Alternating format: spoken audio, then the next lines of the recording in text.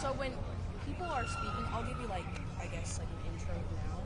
When people are speaking, the ones who are not a part of like just Congress, like they're not Congress members, they're going to be known as participants. Like if you don't know who they are, you have to find out who they are, their name, their job, and then their affiliation. Like so affiliation and position differs.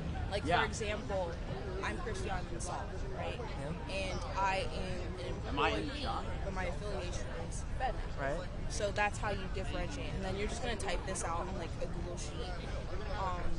And he'll show you some tricks and stuff, like shortcuts to do. Yeah.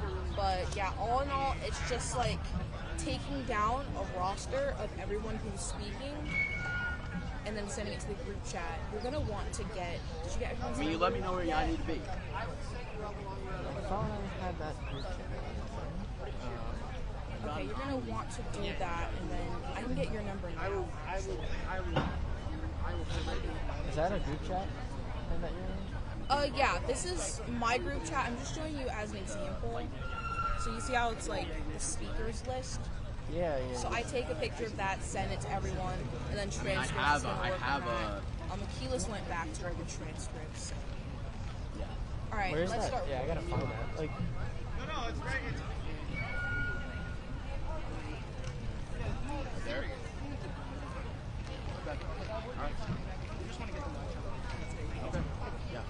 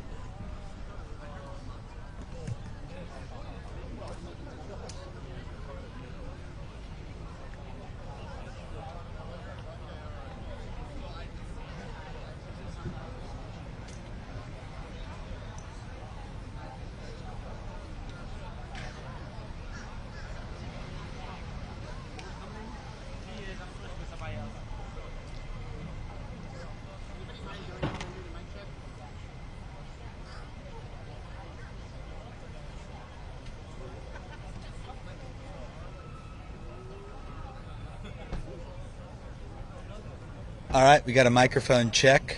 Betty Boda bought some butter, but said she, this butter's bitter. If I put it in my batter, it will make my batter bitter. But a bit of better butter will but make my batter better. Cool. Something different.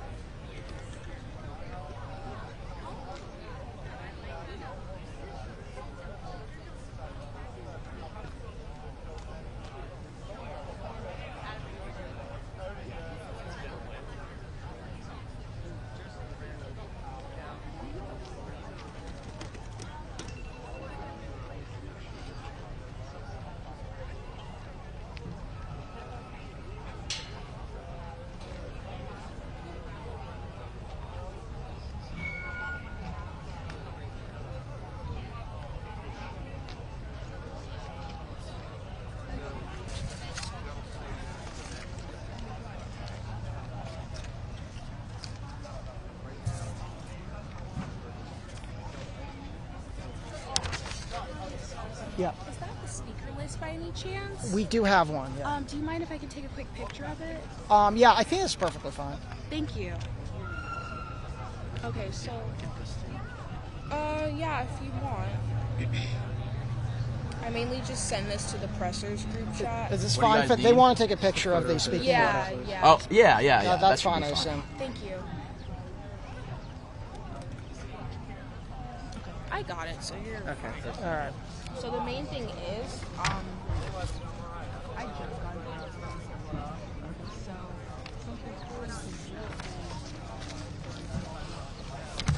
select text and like literally turn it into text, and then you can like email it to yourself and have it on your phone. Yeah.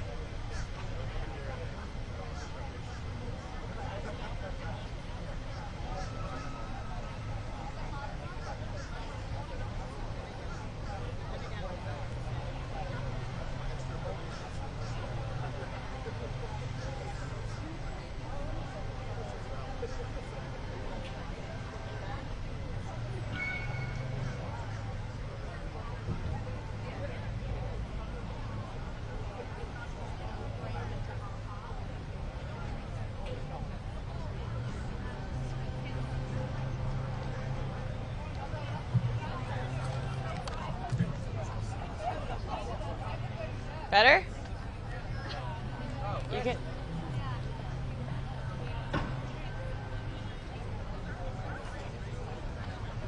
Oh.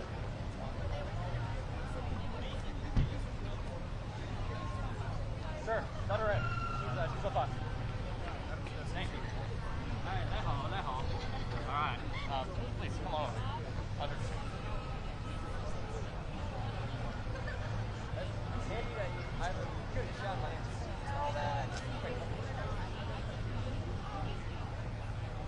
Alright, Francie, welcome back.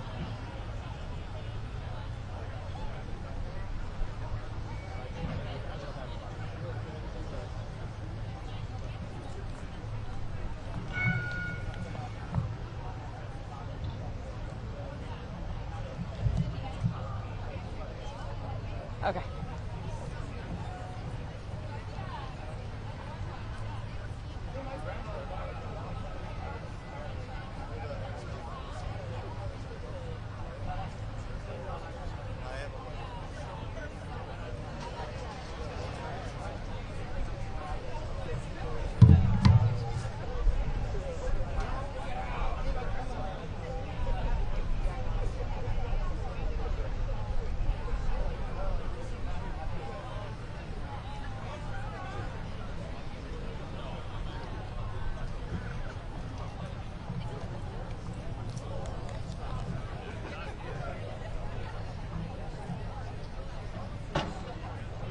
Okay.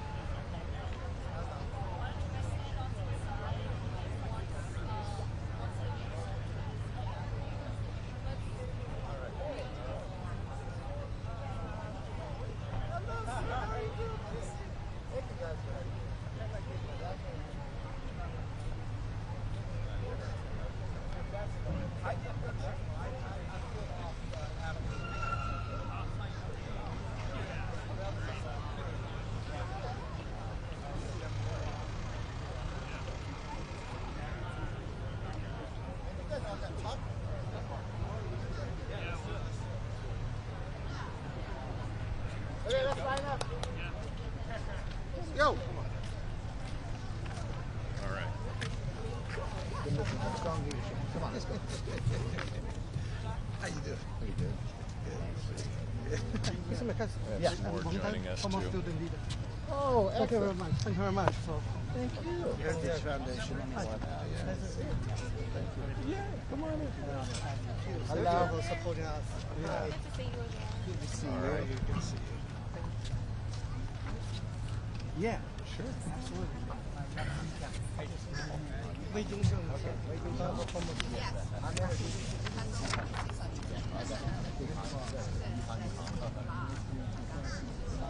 All right. You ready? Is everybody up there? I'm reading his English. You're reading his English? Okay. What's the best way to introduce this? All right. The most famous Chinese. Ready? Okay. The most courageous. Well, welcome everyone. Thank you for your patience. We were in the process of voting, and it's great to see everybody. I know Speaker McCarthy probably feels very comfortable. This feels like California today. But we're thrilled you're here, and we've got a great group of speakers, and each person who speaks is going to introduce the next person speaking. So we're here because 35 years ago, hundreds of thousands of students and workers gathered in Beijing's Tiananmen Square, joined by millions more across China to demand democracy. The CCP chose to stamp them out, crushing calls for freedom under communist tanks. My colleague Raja and I lead the Select Committee on the Chinese Communist Party. Our name is deliberate. Our strategic competition is not with a nation or a people, but with the regime that holds 1.3 billion humans under its authoritarian thumb. For 75 years, the greatest victims of the CCP have been the Chinese people themselves. Tens of millions have lost their lives, with countless more reduced to forced labor. The rest live in fear and oppression. The best anyone can hope for under the rule of the CCP is to be ignored, that if they remain silent, the party just might forget that they exist. The brave men and women with us today refuse to be silent. They refuse to hide. They refuse to repeat the party line that the CCP represents the Chinese people.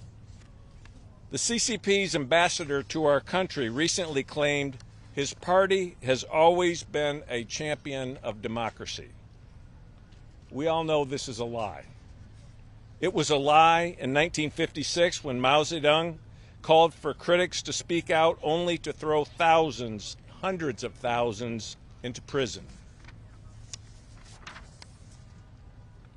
You know, I want to thank the people who are here today because they know that it was a lie in 1978 when activists erected a democracy wall only to be rewarded with imprisonment.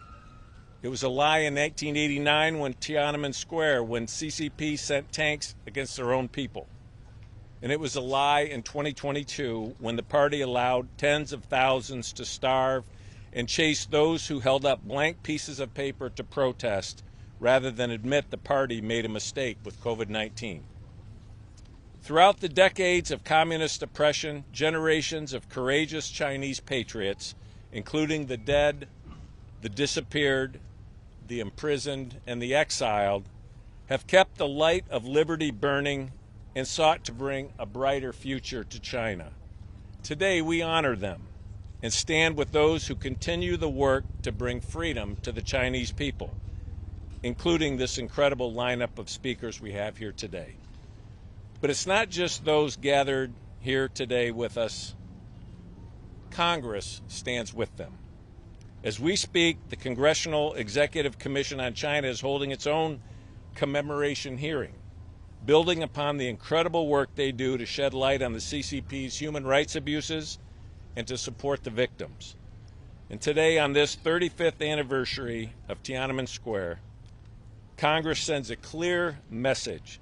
We stand with the victims of Tiananmen Square and all those currently facing the oppression of the Chinese Communist Party. And with that, I turn it over to Ranking Member Krishnamurthy. Thank you, Chair Molinar. Thank you to all of our members for coming. Thank you, Speaker Emerita Pelosi. Thank you, Speaker McCarthy, former Speaker McCarthy, for coming. Thank you to all of you. A philosopher once said, the secret to happiness is freedom, and the secret to freedom is courage. Today I brought a visual which is indelibly printed in our minds, and that is of the tank man.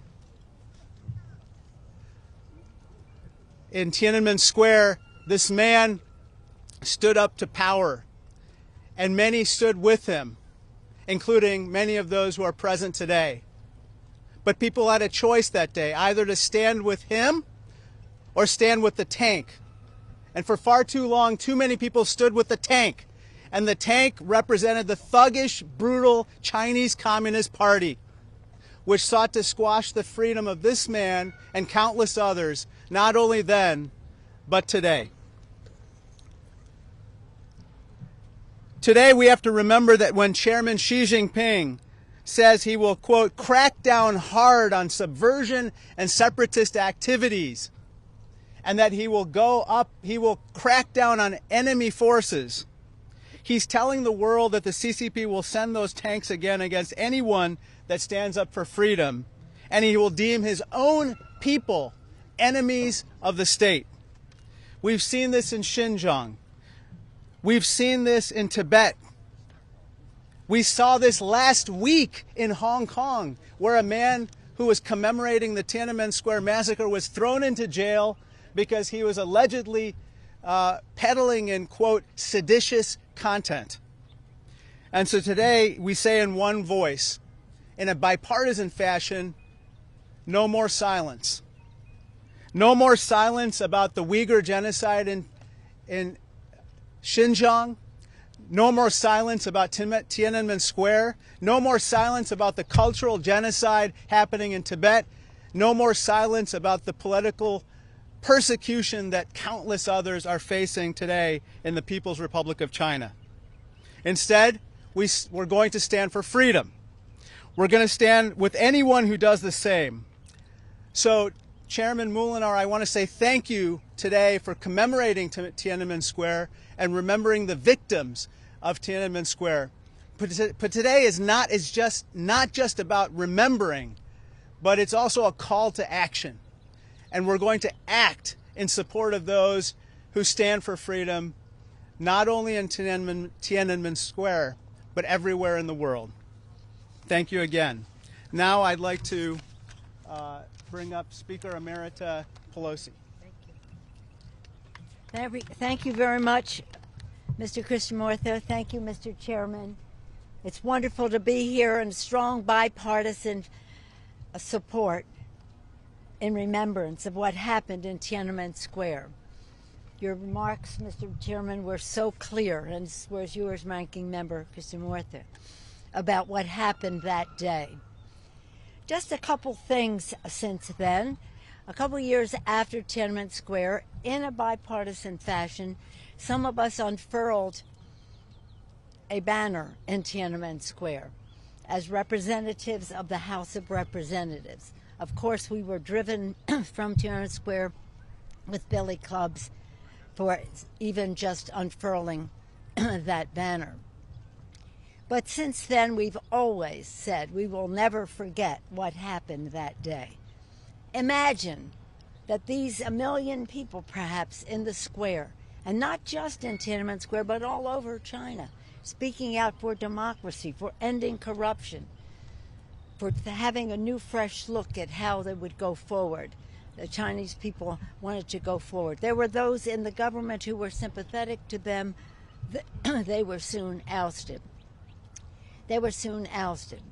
We promised the mothers of Tiananmen Square that we work very hard in order to free the prisoners of Tiananmen Square, those who were arrested, and also to honor those who gave their lives for democracy. Imagine tanks running over young people in the square.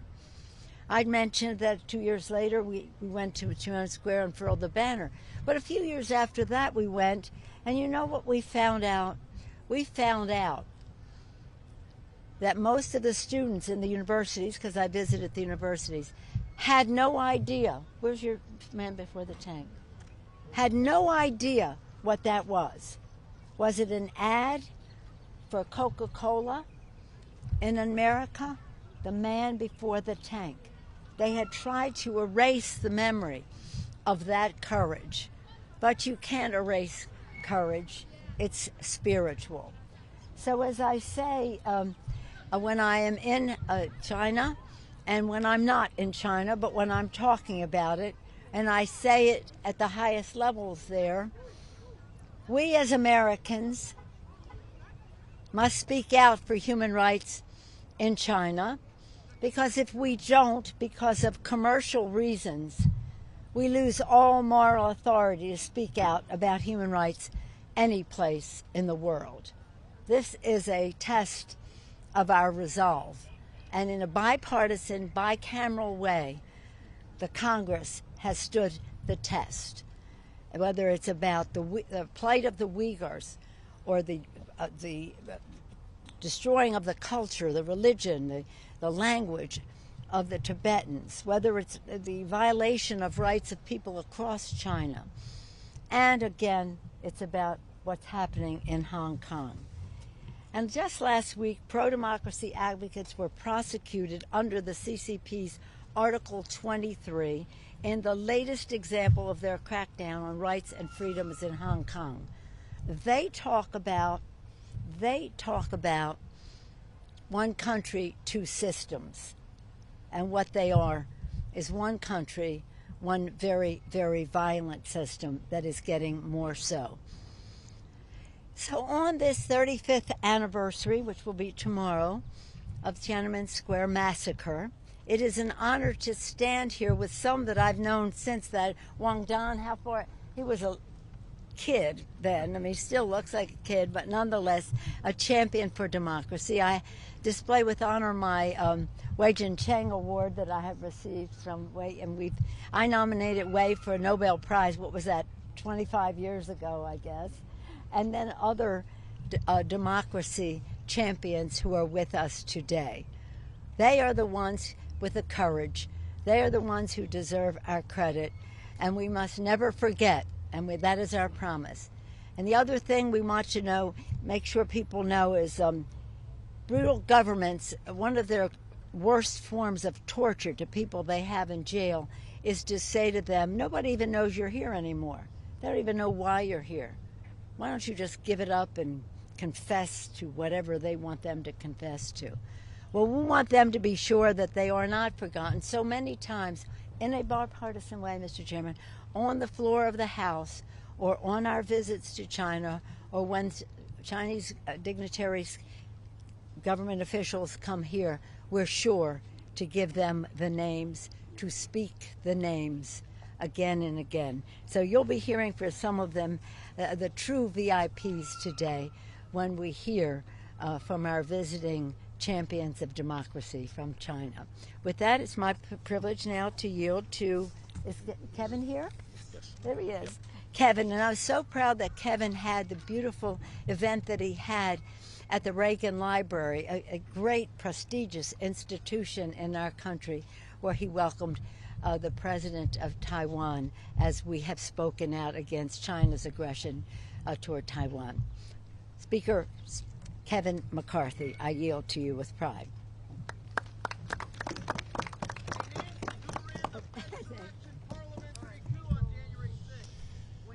Thank you for being here. One thing I'd like to first start, I want to thank the bipartisan China Select Committee. I will tell you that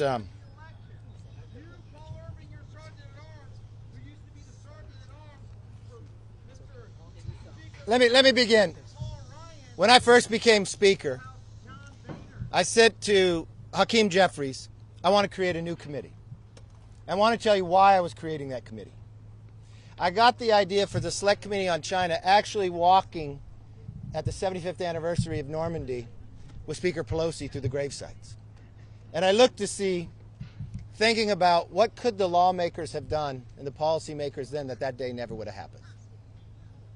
And when I think back to my own personal life, 1989 was a very moving year for the entire world.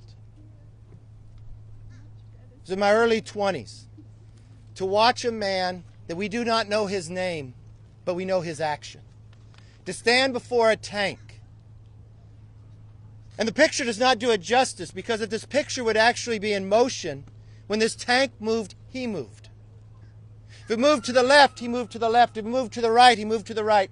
He had his bags in his hands, and he was willing to give his life. And we do not know his name because he did give his life. Innocently. With a lot of hundreds and thousands, possibly, other innocent Chinese in that day at Tiananmen Square. Not far from the gate that's called the Heavenly Gate. That they rose with the idea of freedom and freedom of speech. And later that year in '89, we watched the complete opposite in East Berlin when the Berlin Wall came down. And here we are 35 years later. And we wonder around the world, will people look to this day? Hong Kong used to have ceremonies about what transpired on Tiananmen Square. Not now that the CCP took more control. You will not see candles lit. But I want you to know this. It still burns brighter today. And you'll hear from a few of those that's behind me. But what I'm most proud of, and I want to thank those on the committee, not just for today, but how they have handled this committee day in and day out. It speaks volumes to the world where America stands. No question between party, between majority or minority, where we stand about Tiananmen Square and where we stand about freedom around the world. And what will we stand up to? I'm proud of what they have done. I'm proud of the motion of what they're taking today. And most importantly, I'm proud that we will never hide from the fact that we'll stand with the man in the tank and we'll honor him everywhere we go, until no longer will there be tanks in China after their own people. You know, today I have the honor of introducing probably the most famous and one of the most courageous Chinese dissidents. Wang Qingsheng is here with us today. He has an interpreter as well. But he has shown time and again what he's able to do of standing for freedom. Wei?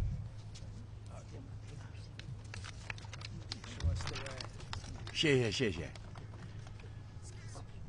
我们今天来纪念那个天安门民主运动35周年。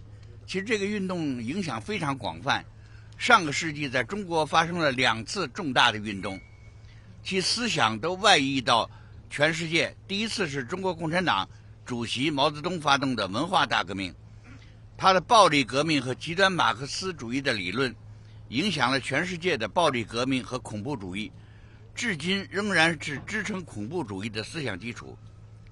另一次就是从1978年民主墙到1989年天安门的民主运动，其反马克思主义的思想与民主自由的追求也在世界范围内产生了巨大的影响，并最终导致了苏联的垮台和东欧的民主化革命。我们相信，即将在中国发生的下一次运动将结束中国共产党的专制政权，同时改变世界的政治格局，促进全球民主化的潮流，改变全球民主倒退趋势，并且带来世界的和平。这需要我们大家的共同努力，因此国会这个委员会的作用将非常重要。这是能够改变人类命运的工作。谢谢大家，也谢谢前议长麦卡锡和这个南希·普洛西。谢谢委员会的2个主席。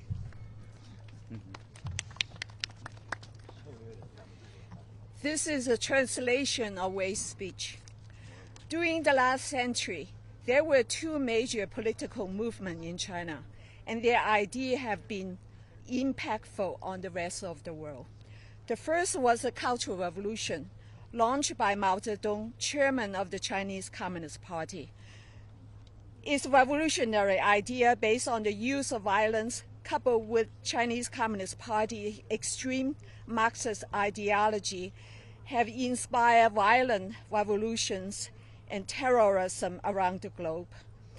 This idea remains ideological basis for supporting violence to this very day. The second was the pro-democracy movement, which began with the Democracy War in 1978, culminated in a massive but peaceful protest in 1989 involving hundreds of Chinese cities that were violently put down by the CCP regime. The massacre in Beijing was televised to the world. Its ideas, anti-Marxism, pro-democracy, pro-liberal values also had a huge impact on the world and eventually led to the collapse of the Soviet Union and the democratic revolution in Eastern Europe.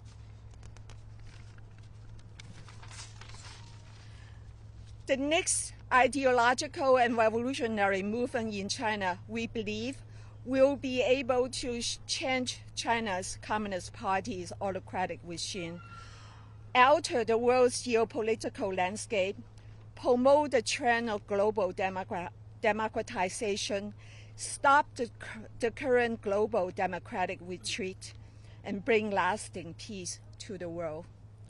This will require a united effort from all of us. Hence, the role of the House Select Committee on the Chinese Communist Party will be critically important. This is the work that will alter the destiny of mankind.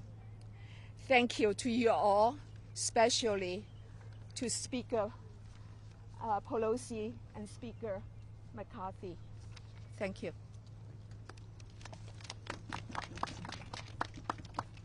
Next, we'd like to invite Representative Andy Barr.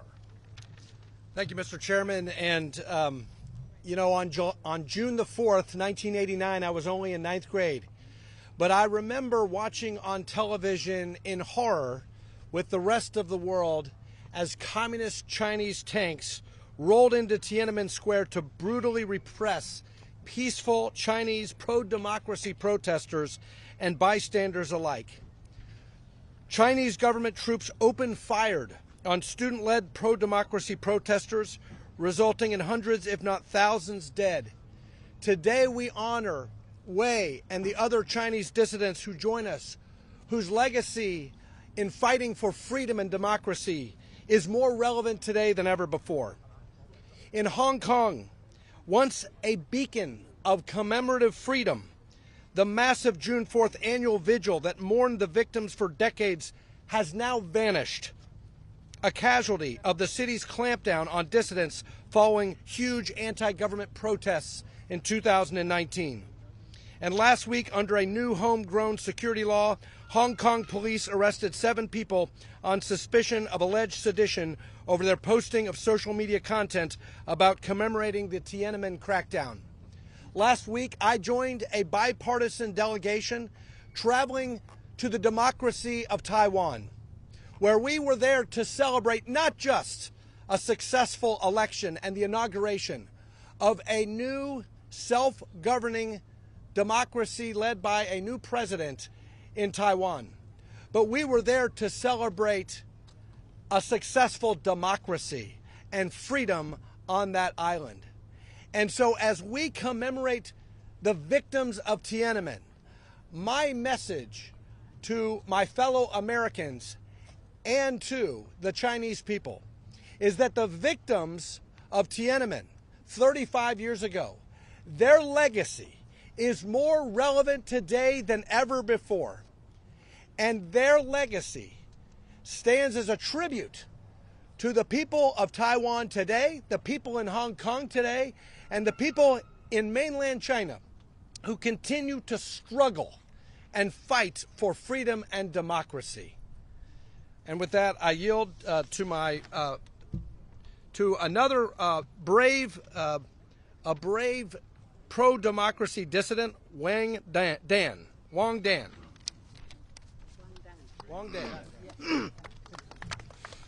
Today is the 35th anniversary of my nightmare, when thousands of my fellow countrymen and women were massacred for the simple act of wanting freedom and democracy.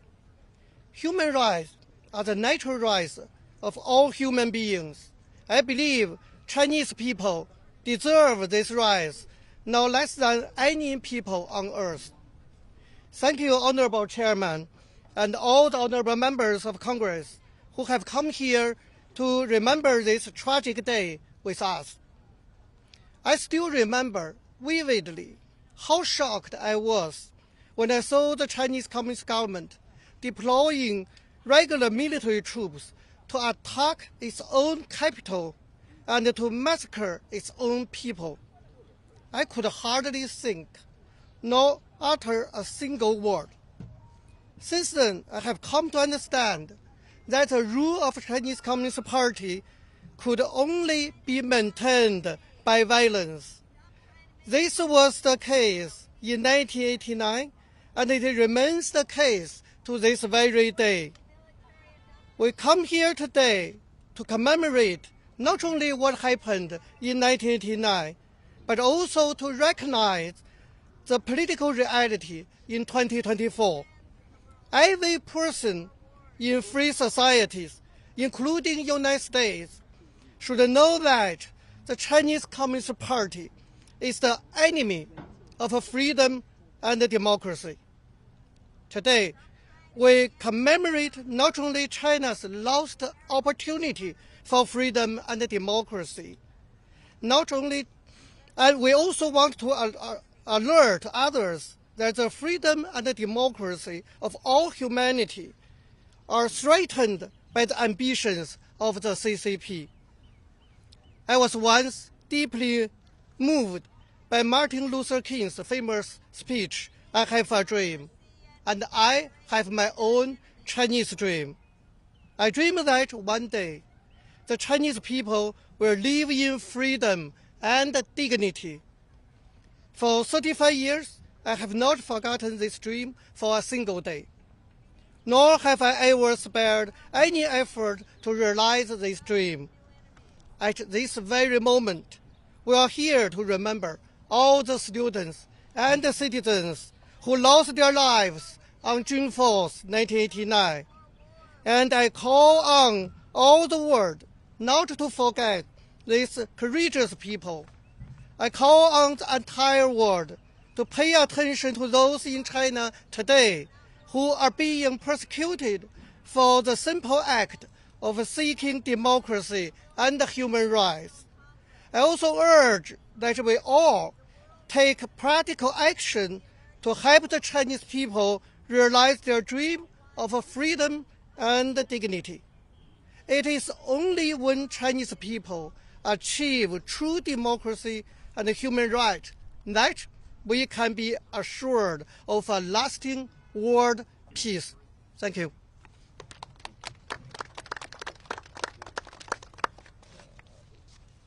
Representative Seth Moulton. Thank you very much, Mr. Chairman. It's an honor to be here alongside this group of patriots who have dedicated their lives to promoting freedom for the Chinese people. 35 years ago, the world saw what the Chinese government did not want us to see, that even the most autocratic systems are no match for a few extraordinarily courageous souls. This was a story of a regime that feared its own people so much that they chose to hide behind guns and tanks.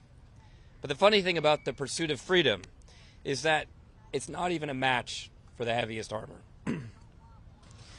The anniversary we mark today reflects a fundamental truth, that the fight for freedom in China has persisted from generation to generation, and it continues on.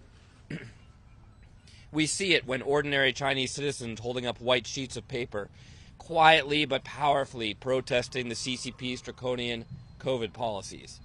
and when whistleblowers bravely expose the Uyghur genocide around the globe, even under the threat of transnational repression. These acts of defiance, inspired by the example of those who faced down tanks and gunfire in Tiananmen Square as they demonstrated for freedom, continue on today. As much as the CCP may not want to hide or deny it, they simply cannot, not least because we see these images and read the stories with our own eyes on social media from intrepid independent journalists.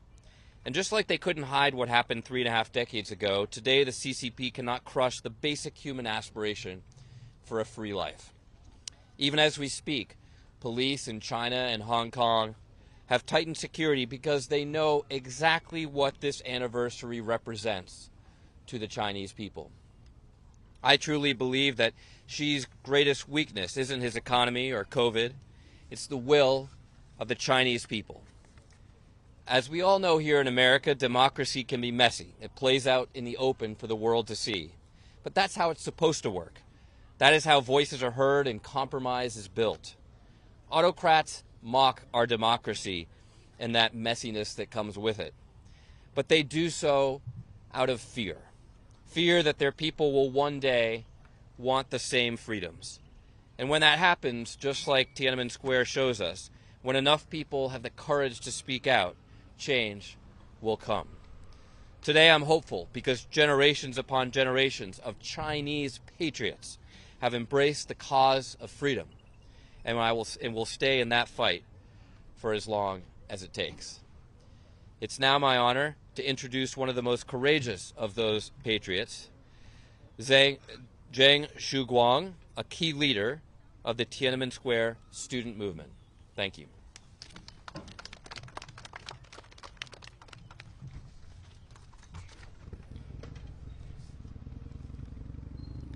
Ladies and gentlemen, members of Congress, I'm Zheng Xuguang, one of the witnesses and the survivors of the 1989 democracy movement in China and the massacre in Beijing.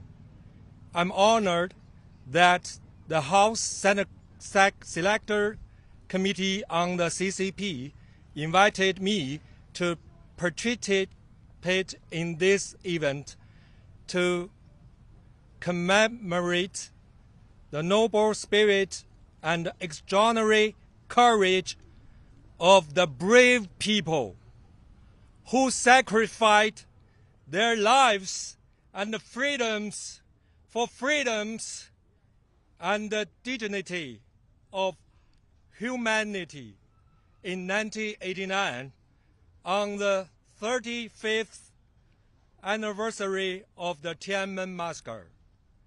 35 years ago, more than 200,000 PLA troops used machine guns and tanks in Beijing to massacre unsuspecting young students and citizens who were peaceful protesting. The massacre claimed thousands of lives and plunged thousands of families into a bottomless abyss. The nationwide arrests and purges that followed changed the fates of countless families. 35 years later, the CCP controls the world's second largest economy.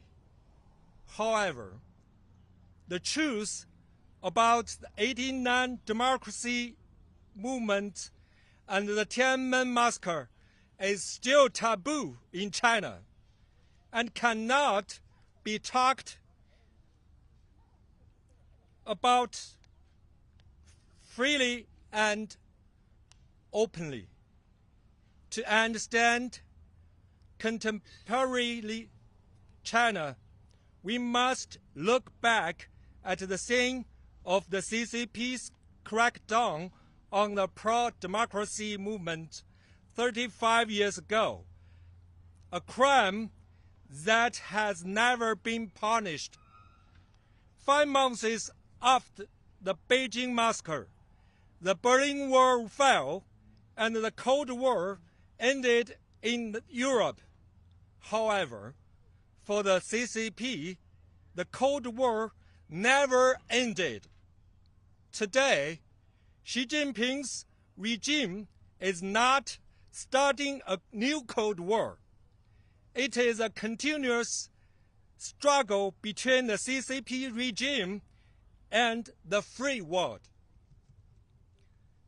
the essence of the China challenge facing the United States is a challenge to human freedom and dignity from a totalitarian Stalinist party state. This struggle is both a struggle between the CCP and the people under its oppressive rule, who have no freedom of speech and political democracy and the free world's competition with the CCP. Let's work together to win this fight. Thank you.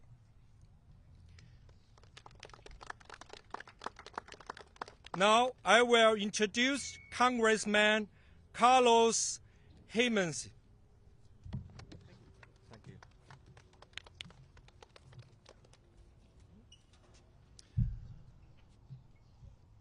I told the former Speaker, Kevin McCarthy, I thought that the best thing that he had done as Speaker was actually creation of this, of the China Select Committee. And I was born in Cuba. My parents brought me and my sister here when I was 7 years old, and so what is happening in China is kind of personal, in that the people of China are suffering from the oppression, the suppression, the lack of democracy that is evident in all Marxist regimes. And the one thing about Marxist regimes that are common is that they fear their own people. Just think about that. You're in power only because you fear your own people, that you suppress your own people, that you intimidate your own people. And that's the only way that you're going to remain in power. And so for the United States, for the beacon of freedom and democracy, we must stand with the people of China. We must support their efforts to throw this regime and relegate it to the trash heap of history. I'm very proud to serve on this committee, and one of the reasons I'm very proud to serve on this committee is because it's bipartisan. And in this era where really there's not much that Republicans and Democrats agree on, we agree on this, that China is an existential threat, not only to its own people, but to the world. And so we stand united, and our message to the people of China is that the United States Congress stands with you. We will support you. We will not abandon you. And we look forward to the day that China is a free and democratic nation. And with that, I will now, what's that? I will now introduce my colleague on the China Select Committee, Ro Khanna. Thank you, Mr. Chairman. Thank you, Representative Jimenez. I stand united with my colleagues in recognizing the importance in the quest for freedom, and that is ultimately what this is about. America has always stood for the march of freedom, for the march of political rights, and I still believe that that is inevitable around the world, including in China. And I believe that because of the human spirit. We see as countries become more liberal on social values, and I'm told that now people in China have more say on who they can marry and what job they can do.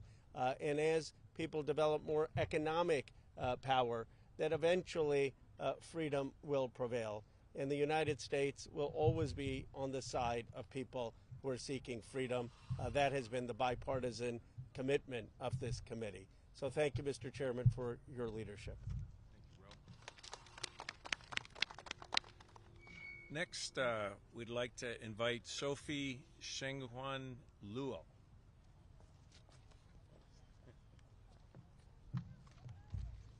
Hello, everyone. Thank you very much for inviting me to speak today. I'd like to go back in time to the year 2012. In 2012, my husband Ding Jiaxi, originally a commercial lawyer, joined legal scholar Xu Zhiyong to launch the New Citizen Movement. The movement encourages ordinary citizens to exercise civil and political rights, to confront injustice in society and oppose human rights abuses in daily life. Their peaceful and lawful activities, however, have led Chinese authorities to arrest and sentence Xu Ziyong to 4 years and Ding Jiaxi to 3.5 years in prison in 2014. After serving their sentences, both Xu Ziyong and Ding Jiaxi resumed their activities in promoting civil, political, and human rights. They reached out to ordinary citizens throughout China who shared the same aspiration in promoting the growth of civil society. But in 2019 and early 2020, the police forcibly disappeared, severely tortured, and 4 years later secretly sentenced Ding Jiaxi and Xu Ziyong under the charge of subversion of state power. This time, the court sentenced Xu Ziyong to 14 years imprisonment and my husband Ding Jiaxi 12 years imprisonment. Subversion of state power is classified in Chinese law as endangering state security. Let's just think about this. Ordinary people gathering to discuss what it means to be a citizen, according to Chinese own law, is considered by Chinese government to be a security threat to state power. As the wife of a political prisoner, my thoughts are first and foremost with my husband. I worry constantly about the conditions of his imprisonment. Please, when you meet with Chinese officials or dignitaries, please raise my husband's name, Ding Jiaxi. Please ask them why Ding Jiaxi is imprisoned for advocating for human rights in China. Since 1989 until today, there are many ordinary citizens in China willing to advocate for their rights and take great risk to expose human rights abuses by the Chinese government. Although the road toward building robust civil society or a political movement is long and hard, I'm confident that ordinary Chinese citizens' deep desire for freedom and political rights will continue, but they do need the support of the U.S. Congress and the American people. After the Tiananmen Massacre, Chinese activists received significant support from members of Congress, including Speaker Pelosi and Representative Chris Smith, among many others. Your support can be seen in congressional hearings providing support to Chinese civil society groups outside China, calling for release of the wrongfully imprisoned activists in China, or supporting forums for Chinese, Uyghur, and Tibetan activists together and strategize for the future. We look forward to your continuing to standing with us and keep pressure on Chinese government as we are working towards a future democratic China without the Chinese Communist Party's one-party rule. Thank you. Thank you very much. I want to thank those brave activists who told their stories today, along with everyone who came to listen, letting the Chinese people know that they don't struggle alone. Before we go, I'd like to ask everyone to join me in a moment of silence for those who cannot be with us today, the countless victims of the CCP, those who lost their lives over the decades of communist tyranny, and those who remain imprisoned today. Thank you. And with that, I know we're out of time, but thank you for being part of this today. Thank you, Chairman. Greatly appreciate this great team. Fighting for Chinese human rights also protect America's constitutional rights. I escaped from a Tiananmen massacre. I used to be in the Chinese military. Beautiful. I know how they infiltrated against us. Here you go. I'm sorry. Thank you. Thank you. Thank you so much. Thank you. I talked Thank you. to Michelle. Thank you.